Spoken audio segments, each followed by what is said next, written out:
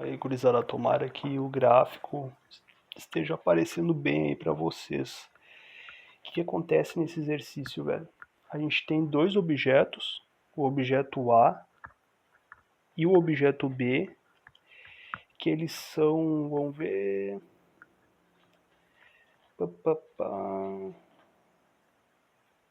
Eles são jogados...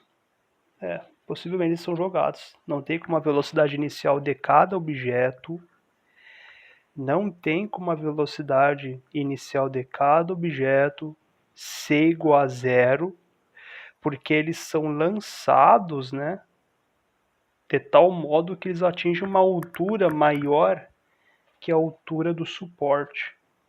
Que suporte? Esse aqui, ó. Tá? Então os objetos eles são lançados com uma velocidade inicial diferente de zero. Beleza. O objeto A, ele vai percorrer essa distância A, tá?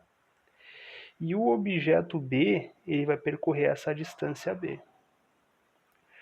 O exercício pergunta primeiro ali, o projétil A, ele atinge o solo, pontinhos, o projétil B. Tanto o projétil A quanto o projétil B, o tempo de queda deles é igual, tá? O tempo de queda do A é igual ao tempo de queda do B. Por quê? Porque o tempo de queda ele não está relacionado com a componente da velocidade horizontal. O tempo de queda está relacionado somente com a altura do objeto que eles atingem. Ambos atingem a altura máxima.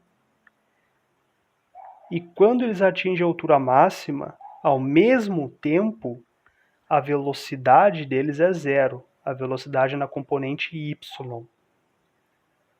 Tá? Então, as duas partículas elas chegaram numa altura máxima, ficaram com velocidade zero e começaram a cair. Por mais que uma partícula tenha caído mais longe do que a outra em relação ao eixo horizontal, ambas vão cair ao mesmo tempo, tá bom? O que difere uma partícula da outra, nesse caso, é a componente da velocidade x, que aí sim, nesse caso sim, a velocidade x dos dois é diferente, tá? A velocidade x dos dois é diferente. Tanto é que a velocidade x do B é maior do que do A.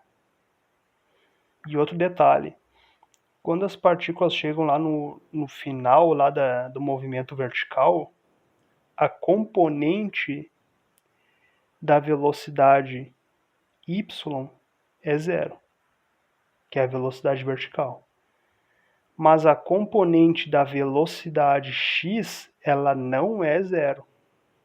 Ou seja, o objeto continua em movimento, tá? Então, continuando lá, a pergunta fala que sobre a componente horizontal da velocidade, no ponto mais alto da trajetória, a gente pode afirmar que é maior para o projétil B, do que o projétil A. Ou seja, a velocidade horizontal do objeto B no topo, ou seja, na altura máxima, é maior do que a velocidade horizontal do objeto A na altura máxima, beleza?